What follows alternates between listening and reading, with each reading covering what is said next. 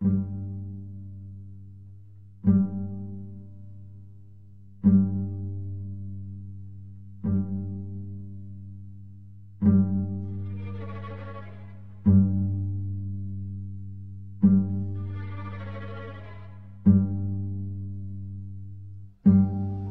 upon a time, there was a little girl.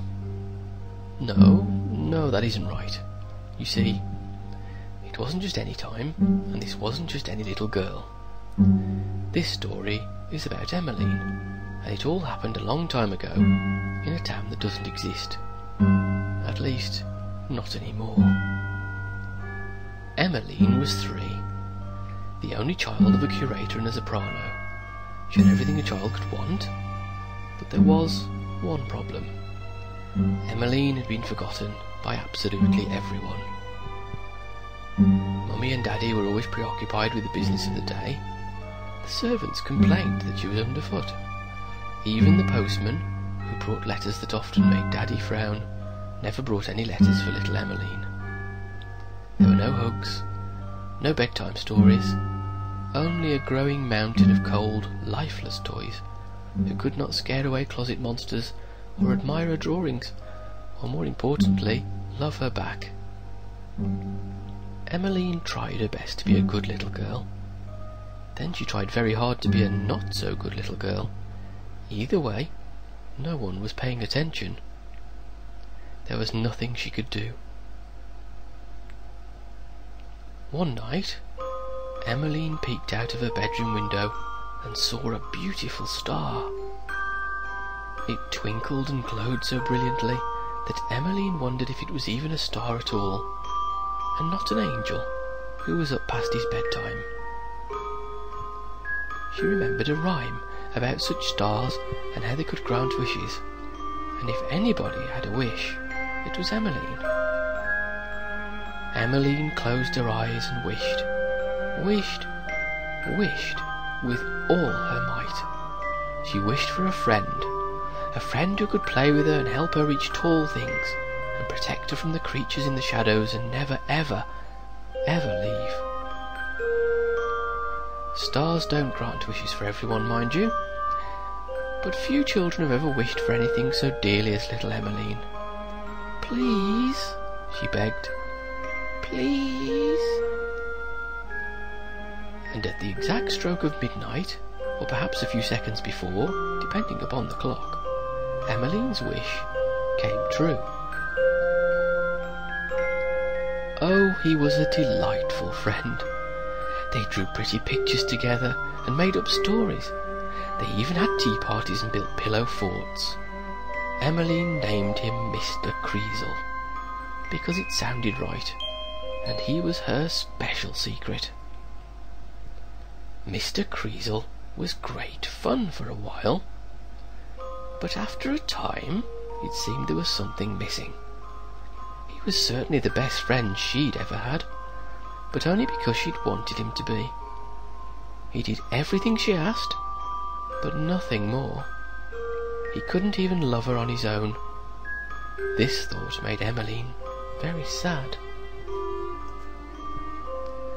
Then came the sound of cheering from the parlour, and soon after, the news. "Oh, isn't it wonderful, Emmeline?" said one of the maids, who never usually said anything to her. "Your mother is going to have a baby. You'll have a baby sister one day. Won't that be nice?" With that, the maid was gone as quickly as she'd come.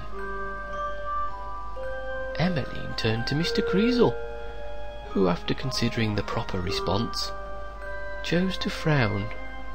No, this was not wonderful. Not at all. This was the final straw, and Emmeline would not stand for it. With her fists clenched at her sides, and her face scarlet with rage, she opened her mouth and screamed. How dare they replace her with a new child? How dare they love another little girl? Emmeline screamed and screamed and couldn't stop screaming, and as she screamed, Mr. Kreisel absorbed her wrath and began to grow. The more Emmeline screamed, the bigger and uglier he became, until he outgrew the entire house. With a terrifying roar, Mr. ChRSk carried out the revenge Emmeline wanted more than ever. Crack! Went the rest of the house, and everyone inside it. Crash! Went the neighbourhood, whose children never asked to play with Emmeline. On Mr. ChRSk stormed, tearing to pieces everyone and everything who'd ever failed his creator. The ice cream truck that never stopped for her, the reverend who chuckled at her prayers, even the postman, all met a swift and terrible demise. Just as Mr. ChRSk was running out of things to crush and smash, Emmeline at last stopped screaming. Exhausted and heartbroken, she sat upon what was left of her bedroom floor and cried. Oh, why hadn't anyone loved her? Why did Mummy and Daddy want a new daughter when Emmeline would have done anything, for a simple hug, a kiss on the forehead, even a good scolding? But everyone was gone. Who would love her now? Lighting up the night sky was the very star upon which he'd wished not so very long ago. With a heavy heart, Emmeline looked upon it and made one more request. She closed her eyes and wished with all her might.